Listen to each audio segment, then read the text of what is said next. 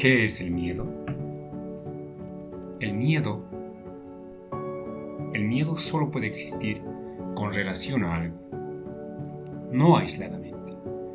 Pero, ¿cómo puedo tener miedo a la muerte? ¿Cómo puedo tener miedo de algo que no conozco? Solo puedo tener miedo de algo que conozco. Cuando digo que la muerte me da miedo, temo realmente a lo desconocido. O sea, a la muerte. ¿O tengo miedo de perder lo que he conocido? No tememos la muerte, sino a perder esa relación con nuestras posesiones. Por el miedo. ¿Por qué? Porque el miedo siempre está en relación con lo conocido, no con lo desconocido. De modo que se trata de averiguar cómo liberarse del miedo a lo conocido. Es decir, del miedo de perder mi familia, mi reputación, mi carácter, mi cuenta bancaria, mis apetitos, etcétera, etcétera. Uno puede decir que el miedo surge de la conciencia, pero la conciencia está formada por nuestro condicionamiento, de modo que la conciencia sigue siendo el resultado de aquello que conocemos. Pero, ¿qué es lo conocido? Conocer es tener ideas, opiniones sobre las cosas. Es tener un sentido de continuidad con relación a aquello que conozco y nada más. Pero las ideas son los recuerdos, resultado de la experiencia, la cual es respuesta al reto. Siento temor de lo conocido, lo que significa que tenemos miedo a perder personas, cosas, ideas. Tenemos miedo a descubrir quiénes somos. Temo estar sin saber qué hacer. Existe miedo al dolor. El dolor físico es la respuesta nerviosa, pero el dolor psicológico se produce cuando me aferro a las cosas que me brindan satisfacción. Pues entonces tengo miedo de quien quiera o de cualquier cosa que pueda quitármelas. Las acumulaciones psicológicas impiden el dolor psicológico mientras no existan perturbaciones. Nos referimos a una serie de acumulaciones de experiencias, lo cual impide como un muro cualquier forma de perturbación. Y no queremos ser perturbados, sentimos temor. Por eso tenemos miedo de que alguien nos perturbe. En consecuencia, el miedo es así a lo conocido. Siento temor de las acumulaciones físicas o psicológicas que he adquirido como medio de evitar el dolor o de impedir ese sufrimiento. O de impedir el sufrimiento. Pero el proceso de acumulación con el fin de evitar el sufrimiento, eso mismo es dolor psicológico.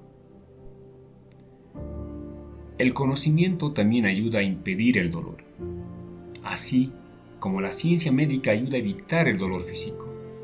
Las creencias ayudan a evitar el dolor psicológico, y es por eso que temo perder mis creencias. Aunque no posea un conocimiento perfecto, ni prueba concreta de la realidad de tales creencias, podemos rechazar alguna de las creencias tradicionales que nos han transmitido. Por nuestra propia experiencia nos da fuerza, confianza y comprensión. Pero tales creencias y los conocimientos adquiridos son fundamentalmente lo mismo, un medio de evitar el dolor y el sufrimiento. El miedo existe mientras hay acumulación de lo conocido, lo cual engendra temor de perder. Por tanto, el miedo a lo desconocido es el temor de perder las cosas conocidas que hemos acumulado. La acumulación invariablemente significa miedo, temor, el cual a su vez significa dolor y sufrimiento. Y en el momento en que digo no debo perder. Hay miedo, aunque mi intención al acumular sea la de evitar el sufrimiento.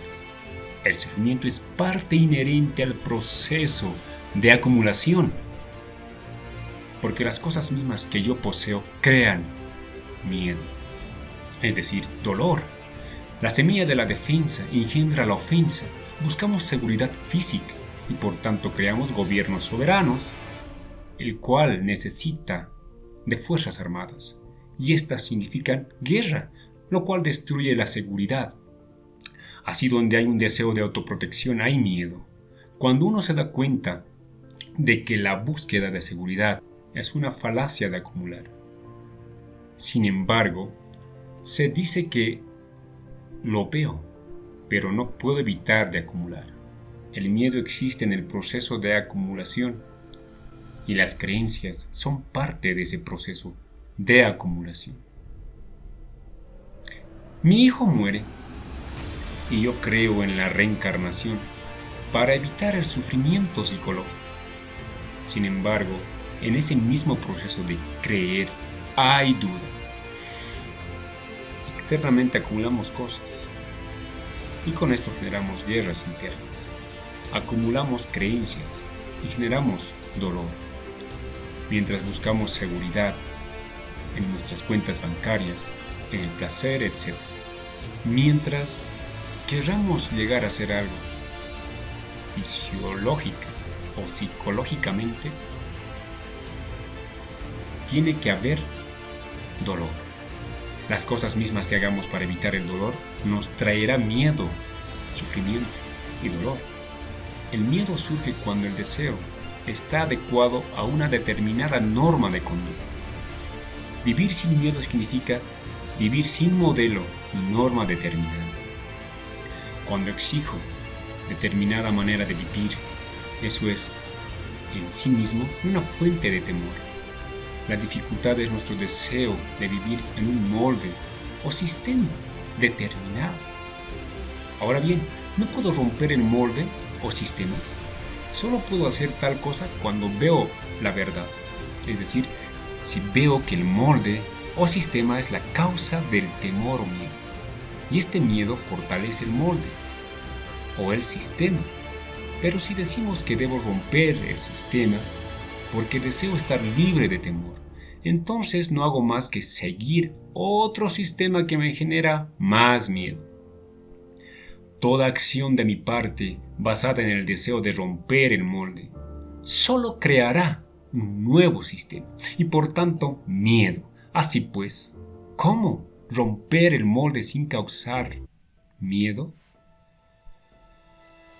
Es decir, sin ninguna acción consciente o inconsciente de parte mía con relación a aquella.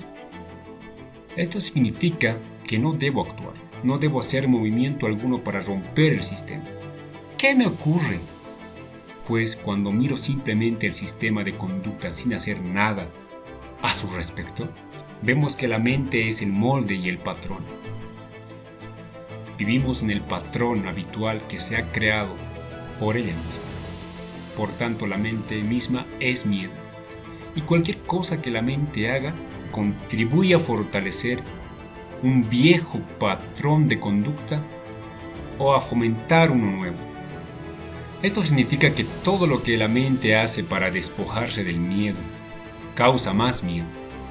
El miedo encuentra diversas escapatorias.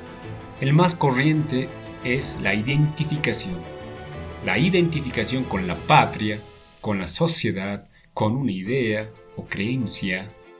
Se vieron a sí mismos cómo responden cuando ven un desfile militar o una procesión religiosa o cuando el país está en peligro de ser invadido.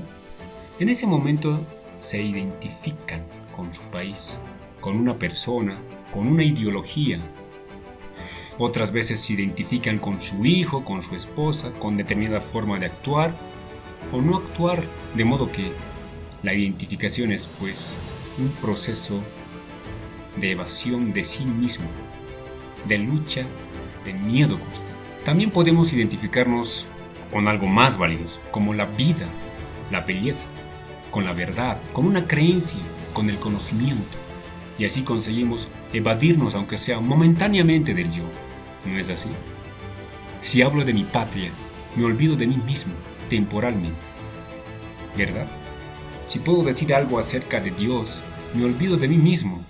Si puedo identificarme con mi familia, con un grupo de personas, con determinado partido político, con cierta ideología, entonces conseguimos una evasión momentánea. La identificación es una forma de escapar al yo. Incluso como virtud, es una forma de escape del yo. El hombre que persigue la virtud se evade del yo. Tiene una mente estrecha y no es una mente virtuosa, pues la virtud es algo que no puede ser perseguido. Cuanto más se trate de llegar a ser virtuosos, más reforzarás al yo, de suerte que el miedo, común a la mayoría de nosotros en diferentes formas, tiene siempre un sustituto. Así, cuanto más nos identificamos con una sustitución, mejor es la fuerza para aferrarnos a aquello, por lo que estamos dispuestos a luchar y morir. ¿Acaso no surge el miedo cuando no aceptamos lo que es? Debemos comprender la palabra aceptar. No estoy empleando esa palabra en el sentido del esfuerzo para aceptar algo, porque cuando uno ve lo que es, no cabe ninguna duda. Mientras si no ve con claridad lo que es cuando empieza el proceso de aceptación. Por eso cuando el miedo surge, es cuando no aceptamos lo que es. Entonces, ¿cómo puedo yo, que soy un conjunto de todas estas reacciones, respuestas, recuerdos, esperanzas, depresiones, frustraciones, que soy el resultado del movimiento de la conciencia obstruida, cómo puedo ir más allá? ¿Puede la mente, sin estas limitaciones e impedimentos, ser consciente? Como sabemos, cuando no hay ningún impedimento, sentimos una extraordinaria dicha y bienestar. Esto se produce cuando no hay estorbo alguno, pues cuando el cuerpo está en perfecta salud, hay cierto gozo y bienestar. Cuando la mente está libre, sin ningún bloqueo, cuando no está presente el yo como un centro que reconoce, ¿no siente cierta dicha? ¿No siente ese estado en el que el yo está ausente? Por cierto, todos lo hemos sentido. Solo hay comprensión y liberación del yo únicamente cuando uno observa de forma completa e integral como un todo. Y eso solo se puede hacer únicamente cuando se comprende el proceso íntegro de toda actividad nacida del deseo, que es la expresión misma del pensamiento. El pensamiento no es diferente del deseo si lo observamos sin justificación, sin condenarlo, sin reprimirlo. Si comprendemos eso, entonces descubriremos si existe la posibilidad de ir más allá de las limitaciones del yo.